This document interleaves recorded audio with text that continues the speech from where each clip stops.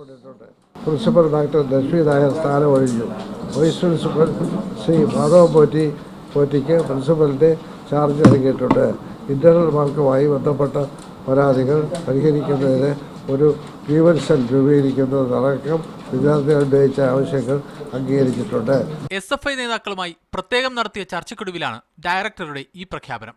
Principal രാജിവെക്കുകയെന്ന വിദ്യാർത്ഥി ആവശ്യത്തിൽ വ്യക്തതയില്ലാത്തതാണ് മാനേജ്മെന്റിന്റെ നടപടി. ലക്ഷ്മി നായർ രാജിവെക്കുകയോ അവരെ പുറത്താക്കുകയോ അല്ല, അവരോട് മാറി നിൽക്കാൻ ആവശ്യപ്പെടുകയാണുണ്ടായതെന്ന് ഡയറക്ടറുടെ വാക്കുകളിൽ വ്യക്തം. ലക്ഷ്മി നായർ അറിയിച്ചിട്ടുണ്ട്. അംഗീകരിക്കുന്ന വിശ്വാസം കോടതി സമീപിക്കാം. ആയിക്കോട്ടെ. പരീക്ഷാ ചുമതലകളിൽ നിന്ന് സർവകലാശാല 5 വർഷത്തേക്ക് വിലക്കിയ സാഹചര്യത്തിലാണ് ഈ കാലയളവിൽ അധ്യാപനത്തിൽ നിന്നും മാറ്റി നിർത്തുന്നത്. എന്നാൽ ഡയറക്ടർ ബോർഡ് അംഗമെന്ന നിലയിൽ കോളേജിൽ വന്നുപോകാം. നാളെ മുതൽ ക്യാമ്പസ് പ്രവർത്തിക്കുമെന്നും പോലീസ് സംരക്ഷണം തേടിയിട്ടുണ്ടെന്നും അദ്ദേഹം വ്യക്തമാക്കി. ഹൈക്കോടതി കേസ് കൊടുത്തിട്ടുണ്ട്. പോലീസ് പ്രൊട്ടക്ഷന് ക്ലാസ് നടന്നു. പകരം ചുമതല നൽകിയ മാധവൻ പോറ്റിയുടെ യോഗ്യതയും വിവാദമായിട്ടുണ്ട്. ചട്ടപ്രകാരം പ്രിൻസിപ്പലിന്റെ പ്രായപരിധി 65 ആണ്. മാധവൻ പോറ്റിയുടെ വയസ്സ് 67. J Muhajir, media 1, Thiruvananthapuram.